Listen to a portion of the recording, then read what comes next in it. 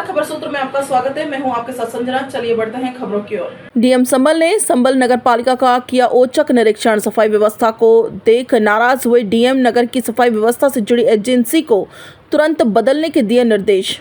संभल के DM doctor Rajendra Pendse आज अचानक संभल नगर पालिका पहुंच गए। संभल नगर की खराब सफाई व्यवस्था को लेकर मिली शिकायतों के बाद डीएम ने एक्शन लिया। डीएम डॉक्टर राजेंद्र पेंसे के मुताबिक डोर टू डोर कलेक्शन सही नहीं पाया गया। उन्होंने कहा कि पिछले कई सालों से एक ही एजेंसी ये काम कर रही है जो नियमों के विरुद्ध है। डीएम ने एसडीएम के नेतृत्व में जांच करने के लिए एक कमेटी बनाई जो 5 दिनों में अपनी रिपोर्ट सौंपेगी। डीएम नगर की औसत साफ व्यवस्था को लेकर काफी नाराज दिखाई दिए। इसके अलावा कुछ लोग स्वास्थ्य विभाग और नगर पालिका दोनों जगह काम कर रहे हैं। ऐसे लोगों के खिलाफ जल्दी एक्शन लिया जाएगा। उत्तर प्रदेश संभल से सरफराज अंसारी की रिपोर्ट। नगर पालिका में हमने औचक निरीक्षण किया था। एक तो सफाई व्यवस्था चेक करने के लिए door to door collection, bioremediation और यहाँ जो कार्यालय है उसकी भी एक विजिट थी आज हमारी। तो उसमें कुछ दिनों से शिकायत मिल रही थी कि डोर टू डोर सही ढंग से नहीं हो पा रहा है और बाद में ईओ साहब को भी हमने लगाया, लेकिन वो भी 2-3 बार उन्होंने बताया कि जो पुरानी एजेंसी लगी हुई है वो 1 साल के लिए लगी थी और लगातार उसका 5 बार कार्यकाल बढ़ाया गया। और चुनाव से पहले भी जो जिलाधिकारी महोदय थे उन्होंने कहा था कि चुनाव के बाद उनका कार्यकाल नहीं बढ़ेगा।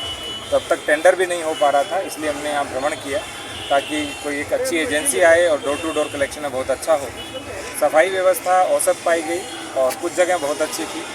तो किस तरह से संभल क्षेत्र के अंदर सफाई सुधरे और door to door collection, bioremediation और अन्य जितनी भी एसबीएम के अंतर्गत एक्टिविटी है वो सुधरे, इसी के तहत औचक निरीक्षण। सर, यह एक मेगा मेला लगता है, उसका ठेका यहाँ 50 से 60 हज़ार का होता था।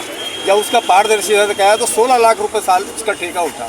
इसी तरह से जैसे कूड़ा कलेक्शन का है, ये 14 लाख रुपए नगर पालिका को दिए जाते हैं, जबकि वाहन नगर पालिका के सब कुछ। तो और जब अगर इसके हिसाब से लगाया जाए 50 रुपये घर से, तो ये तो 1 करोड़ रुपए करीब बैठता है। आज जो इन्होंने हमें बताया कि कुल 12 लाख रुपए यूज़र चार्जेस कलेक्ट होता है।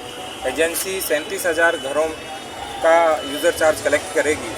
कुल 37 वार्ड है, प्रत्येक वार्ड में 1000 घर के हिसाब से। तो अभी जो आपने बताया नेजा मेला, इसकी भी हम दिखवा लें, क्योंकि अभी आपने बताया, मुझे पहले पता नहीं था।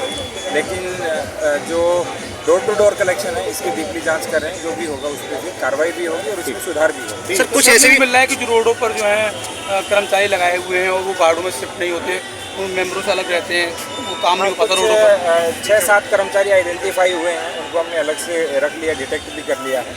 तो जो वास्तव में वार्ड में नहीं रहते हैं लेकिन लगाए हुए हैं, उन पर भी कार्रवाई। सर, कुछ ऐसे भी दिखाई संज्ञान में आए हैं जो कर्मचारी यहाँ पर हैं, उनकी जगह कोई और भी वो लोग काम कर रहे हैं। ऐसे भी लोग मिले हैं। लगभग 11 के करीब संख्या अभी तक हो चुकी है जो दूसरे की जगह काम कर रहे थे, उन पर भी कार्रवाई होगी। बायो रेमेडिएशन को लेकर क्या कार्रवाई करेंगे?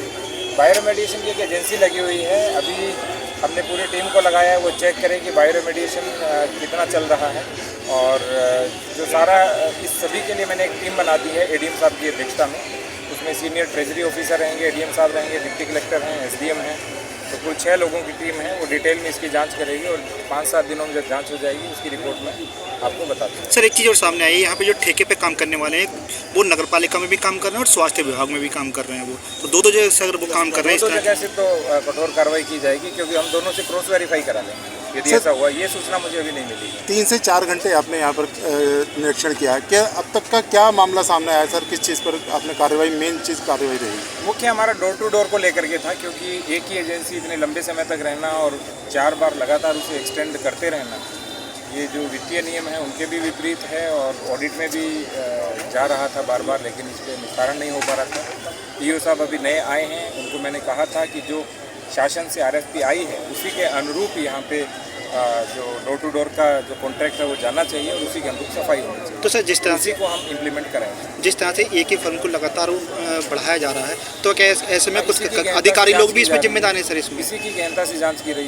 जा रही है, जो जिम्मेवार होंगे उनके खिलाफ कार्रवाई।